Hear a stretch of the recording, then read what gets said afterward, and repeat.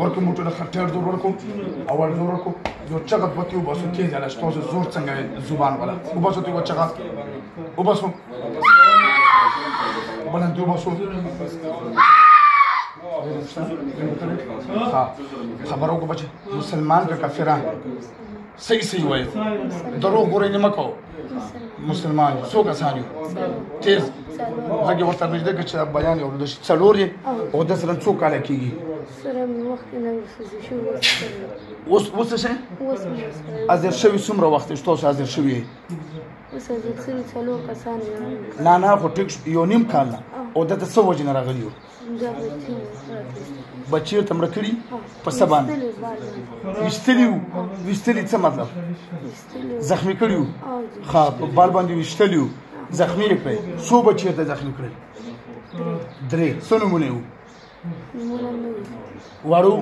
او تاسو ولې څه نوم دی چې کوم د بدن باندې تاسو څلور واړو نومونه راته واخله ځه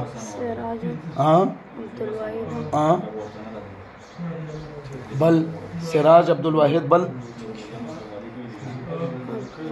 ابو ذر بل څلورم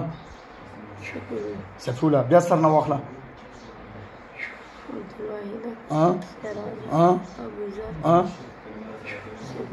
صحیح شوه نومونه یې صحیح تاسو عمر څومره یې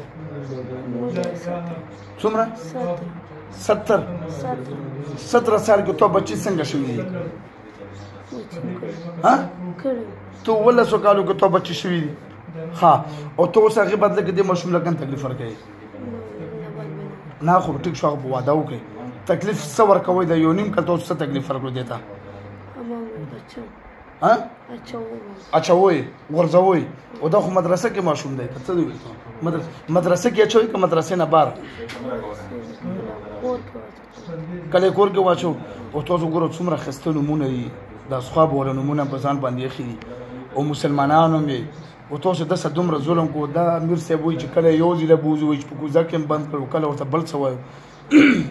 نو تاسو د کاریانو حافظانو سره واده هم وکړئ قسم هم وخورئ هغې باوجود بیا به عذابوئ ولې دروغ وایو داسې هر چاته وایي که نه ښه مخکې کم دي دا وګوره هغه تلي وو مخکې څو وایي مخکې څو بیان کړو مخکې 57 تاسو بیان کړو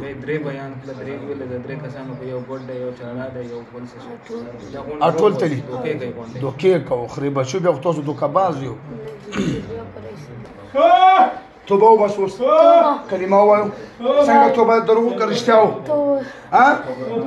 څنګه رښتیا وو صلی الله علیه وسلم مونږ قسم کوو الله په ذات باندې چې نور دروغ به نه وایو بیا به دې ماشوم نه راځو بېهوشي به پرې نه راولو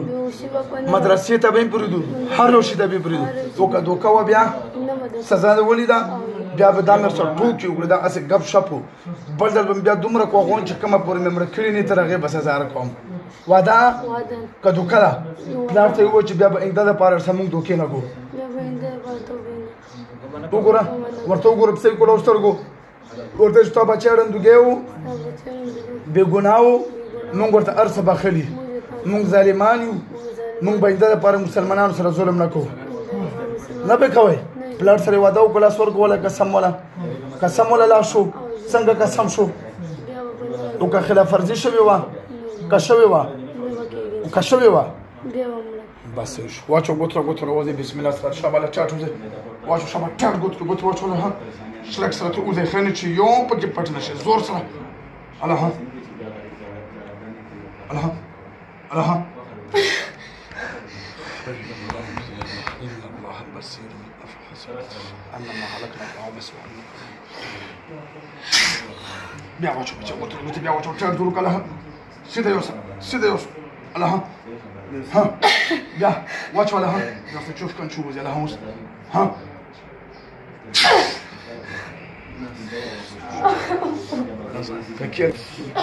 كان وسام شو اسمه مسخ صنم ده ماشومه ها دل دنو كم زي باجور څنګه خې